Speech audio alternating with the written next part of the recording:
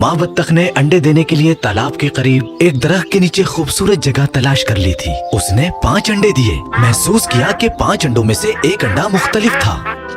एक खूबसूरत सुबह आके एक के बाद एक अंडा फूटने लगा।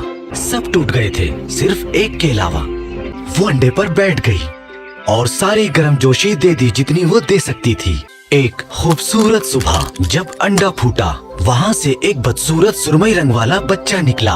पीप पीप। उसके सभी बहन भाइयों ने मिलकर उसका मजाक उड़ाया। तुम बदसूरत हो। जमीन पे एक बदसूरत चीज को देखे। बत्तख ने अपने खानदान को छोड़ने का और जंगल में कहीं दूर जाने का फैसला किया। वो एक बत्तख के खानदान के पास गया। उन्होंने उसे झिड़क दिया। वो मुर्गी के घर में रहने गया। वहाँ पर उसे मुर्गियों ने अपनी चोंच से मारा। वहाँ वो एक किसान से मिला, पास अपने घर ले गया। लेकिन वहाँ पर रहने वाली एक बिल्ली ने उसे काफी परेशान किया। ऐसे ही मौसम में बहार आया। एक बार फिर सब चीजें ताजा और हरी भरी हो गयी। उसने एक नदी देखी।